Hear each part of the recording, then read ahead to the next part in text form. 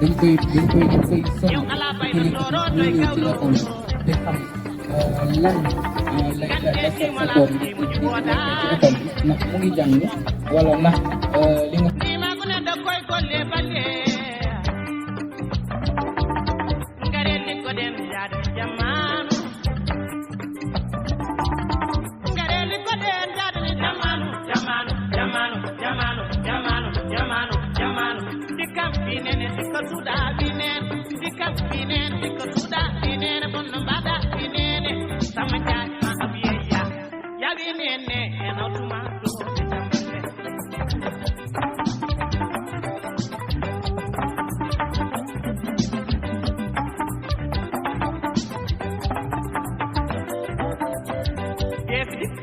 xarit dees dik ba gis ni ma nekkee dees dik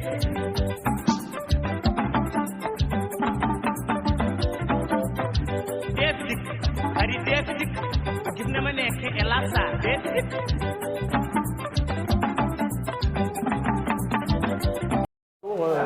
À tous, je me nomme Alioune Thiaw, président des étudiants ressortissants de la commune de Gambie, section UVS.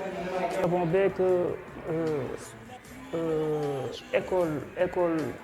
école primaire comme yëpp école d'une manière générale mu jël thème bi éducation ak prévention la réussite de l'enfant vraiment et mu nekk thème boo xamante ni bon il est devenu central dans le milieu intellectuel kon donc dañ koy rafetlu vraiment dinaan ko fu mu teg tànkam vraiment foofu la parce que bii nii c'est la deuxième fois c'est la deuxième édition mu koy def te vraiment day gën di prospérer rek vraiment nous sommes très contents de lui bon bu ñu ñëwee fii aussi on parle en tant que frère et aussi tamit en tant que koo xamante ni dañuy dund ci dëkk bi aussi social yi muy def bon yemul kase ci école bi waaw mi ngi tasaare daal. Bon, bonjour à tous. Moi c'est Doudou Gningue, le président de l'amicale CEPS. Li gën a waral sax tey sunu présence fii loolu la ñëw pour wax ci li nga xam ne ni moom mooy éducation en tant que tel.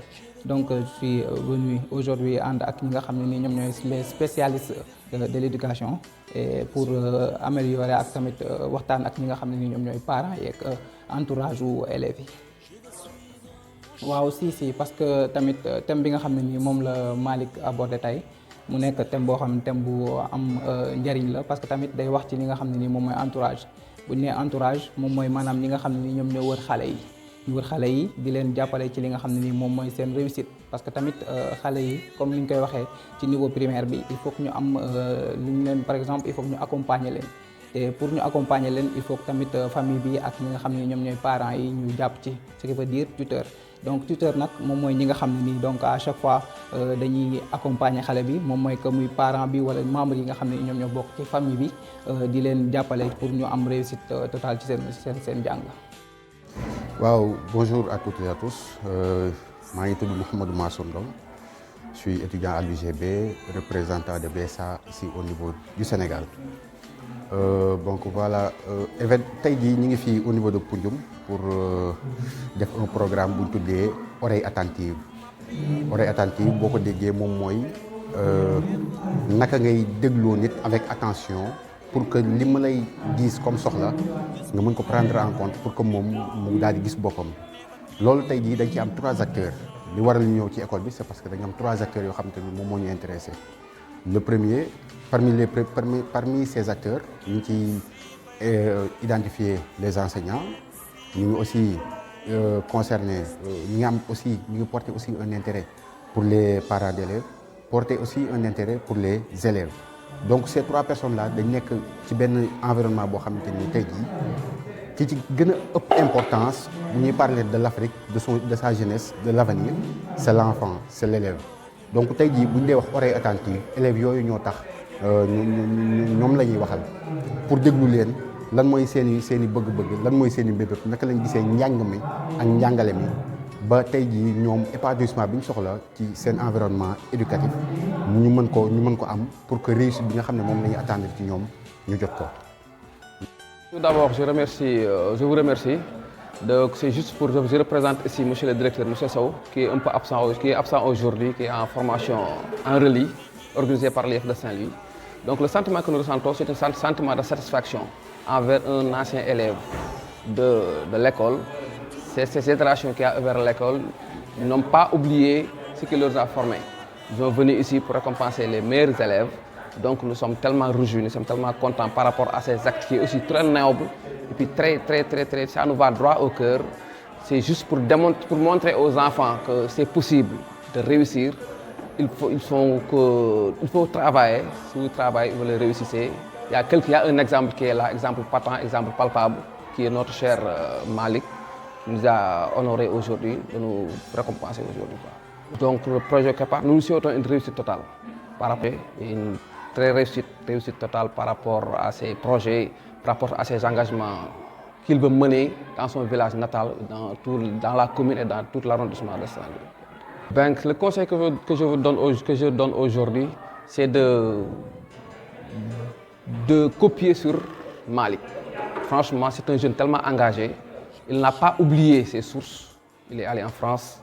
Il sait que c'est là qu'on l'a formé des bas âges. Donc il n'a pas oublié ce qu'on l'a formé.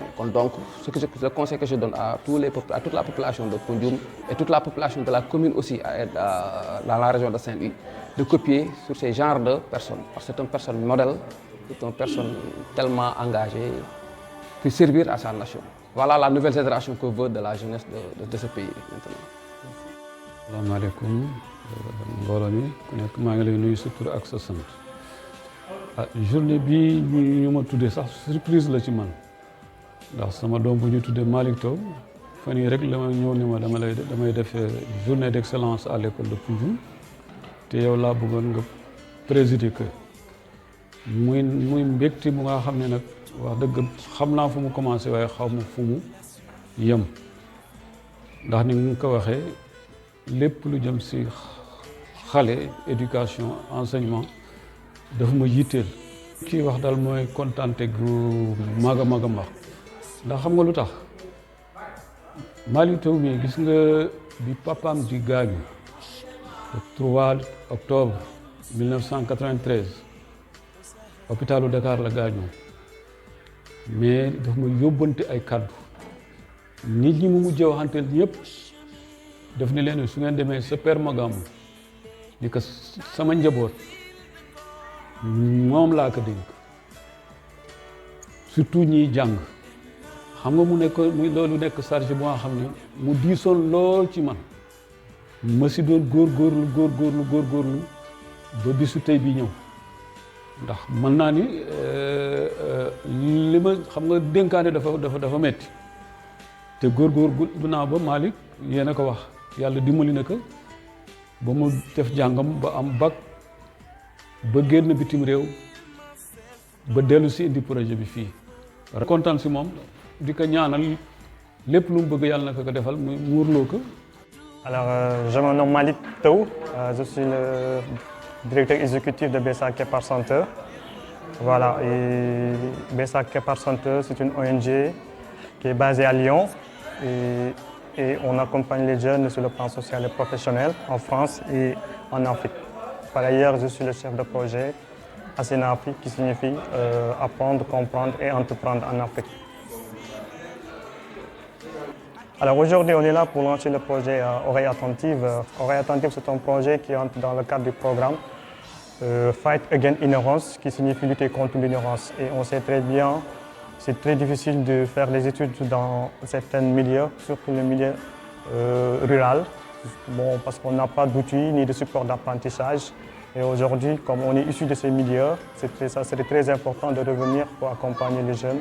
Parce qu'on sait très bien, la jeunesse africaine est une jeunesse très dévouée et engagée, mais ce qui leur manque, c'est l'assistance et ne serait-ce que de leur donner assez d'informations pour permettre de conquérir avec les jeunes européennes et canadiennes.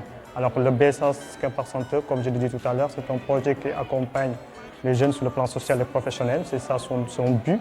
Et les objectifs, c'est de lutter contre l'ignorance pour permettre aux jeunes africains d'être parmi les meilleurs. Et je pense que ce n'est pas facile, mais nous avons une jeunesse très avouée et engagée. Bon, c'est pour cette raison qu'on est revenu en tant que les produits de ce système pour voir comment on peut faire pour essayer de changer le système éducatif sénégalais. Alors, pour combattre un fléau, il faut combattre par la racine. Et l'objectif de Kepar Center, comme le Kepar le symbolise, on sait très bien, pour avoir Kepar, il faut avoir des racines et les troncs. Et nos parents, c'est eux qui représentent les racines. Et nous représentons le tronc et les enfants représentent les fleurs. Et c'est pour cette raison qu'on est venu aujourd'hui en tant que les jeunes qui accompagnent nos petites sœurs et petits frères qui sont dans les milieux défavorisés, surtout dans les écoles primaires. Je pense que ça serait très important de commencer par l'école primaire pour essayer de monter au lycée jusqu'à l'université. Alors je remercie, aujourd'hui on a lancé le projet à l'école élémentaire de Poundioum Et je remercie aussi tous nos partenaires, ceux qui nous ont accompagnés pour que ce projet soit réalisé. Et voilà, ce n'est pas une mince affaire. Ils ont conjugué beaucoup d'efforts aujourd'hui. Ils ont fait une journée spéciale pour le lancement de ce projet. Alors nous le remercions et nous sommes très disponibles pour les accompagner. Et nous allons essayer de faire le tour de la commune de Gandon et après nous allons essayer d'aller à l'université. Voilà, pour finir, alors notre but c'est juste servir pour sauver l'avenir. C'est très important. Nous sommes là pour sauver, pour faire la prévention. Et voilà, c'est pour ces raisons qu'on est là aujourd'hui, pour faire prévention et éducation, pour la médiation. Voilà, je vous remercie aussi les médias, donc comme Raw Media TV, voilà, qui a conjugué aussi des efforts pour la réussite de cet événement.